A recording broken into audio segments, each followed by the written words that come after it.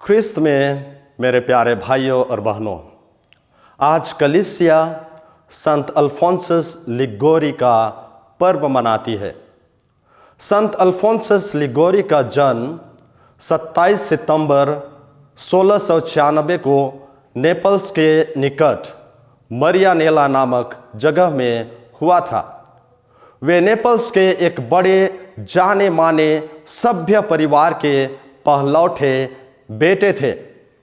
उन्होंने साहित्य, दर्शन शास्त्र, क्लासिकल, प्राचीन एवं आधुनिक भाषाओं, पेंटिंग और संगीत में व्यापक शिक्षा प्राप्त की।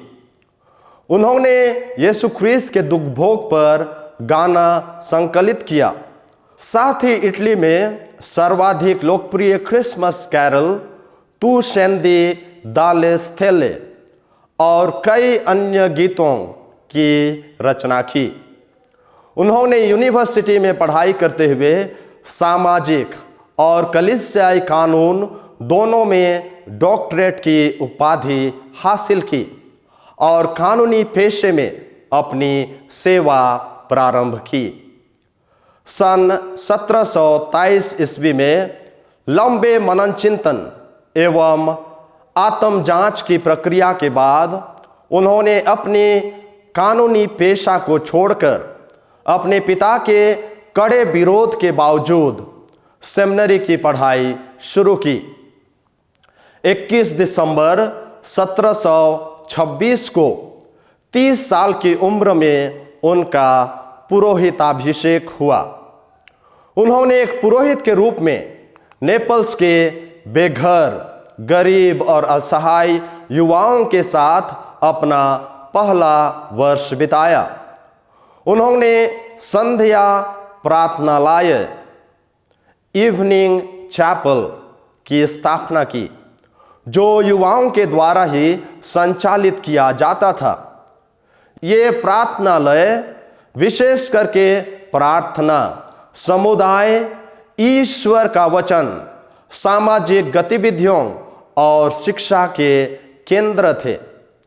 उनकी मृत्यु के समय इस तरह के 72 प्रार्थनालय थे और उनमें करीब 10,000 लोग सक्रिय भाग लेते थे।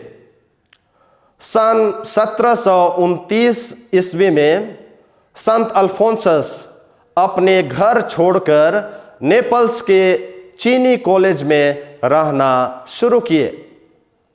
यहाँ नेपल्स के शहरी क्षेत्र से दूर उन्होंने नेपल्स के गलियों में रहने वाले गरीबों से ज्यादा गरीब, निसहाय और तिरस्कृत लोगों को पाया और इसी जगह उन्हें अपने मिशनरी बुलाहट का एहसास हुआ। 9 नवंबर 1732 को संत अल्फोंस ने मुक्तिदाता धर्म समाज, congregation of the most Holi Redeemer की स्थापना की, जिसे साधारणतः रिडेम्पट्रिस्ट या मुक्तिदाता धर्म समाज के नाम से जाना जाता है, ताकि वे यीशु ख्रीस्त के उदाहरण का अनुसरण करते हुए गरीब और निसहाय लोगों को सुसमाचार सुना सकें। उस समय से उन्होंने खुद को पूरी तरह एक नए मिशन कार्य के लिए समर्पित कर दिया। अल्फोंसस सुंदरता के प्रेमी थे, साथ ही संगीतकार, चित्रकार, कवि और लेखक भी थे।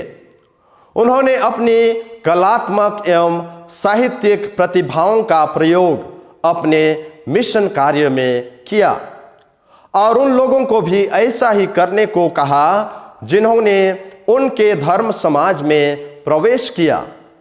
उन्होंने आध्यात्मिकता और धर्मशास्त्र पर कुल 111 पुस्तकें लिखी।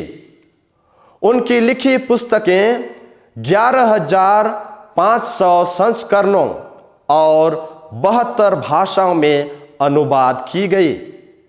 इस तथ्य से यह प्रमाणित होता है कि वे व्यापक रूप से पढ़े जाने वाले लेखकों में से एक हैं। उनकी लिखी अच्छी पुस्तकों में the practice of the love of Jesus Christ, the glories of Mary and the visits to the most holy sacrament शामिल हैं।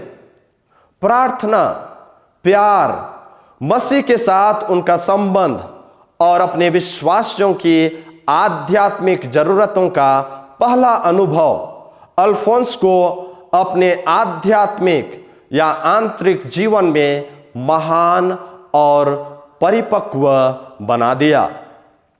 अल्फोंस का कलीसिया में सबसे बड़ा योगदान नैतिक धर्मशास्त्र के क्षेत्र में था। यह काम अल्फोंस के सामाजिक एवं आध्यात्मिक अनुभव तथा लोगों के दिन प्रतिदिन के व्यवहारिक समस्याओं एवं सवालों के जवाब देने की उनकी क्षमता से शुरू हुआ था। उन्होंने बाध्यकारी विधिवादिता, मुक्ति के नियमों के पालन को सुसमाचार के पालन से अधिक महत्व देना का विरोध किया, जो धर्मशास्त्र का गला घोट रहा था, और उन्होंने उस समय के शक्ति से नियम के पालन को कठोरता को खारिज कर दिया, जो शक्तिशाली अभिजात वर्ग का उत्पाद था। अल्फोंस के अनुसार वे ऐसे पथ थे जो सुसमाचार के लिए बंद थे, क्योंकि इस तरह की कठोरता न कभी कलीसिया सिखाती है और न ही अभ्यास करती है।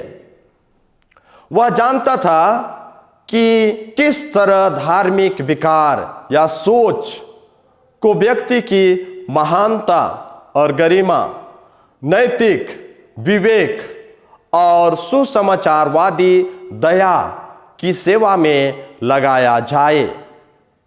सन 1762 ईस्वी में अल्फोंस गोत्स के संत अगाथा के धर्माध्यक्ष नियुक्त किए गए। वे 66 वर्ष के थे।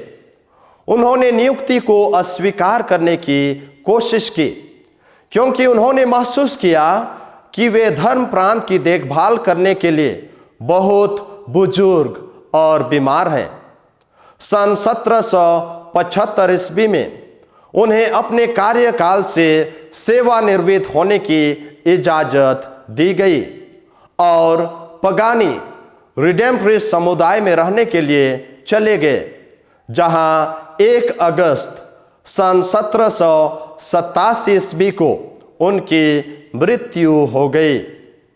उन्हें सन 1839 ईस्वी में संत घोषित किया गया। सन 1871 ईस्वी में कलीसिया के डॉक्टर और सन 1950 ईस्वी में कॉन्फेसर और नैतिक जीवन जीने एवं नैतिकता के बारे बतलाने वालों के संरक्षक घोषित किए गए। आइए हम आज इस महान संत से प्रेरणा लें और प्रार्थना करें कि हम भी उनके समान प्रार्थना के माध्यम से ईश्वर के साथ संयुक्त रह सकें और एक दूसरे के लिए प्रेरणा का स्रोत बन सकें। आमीन।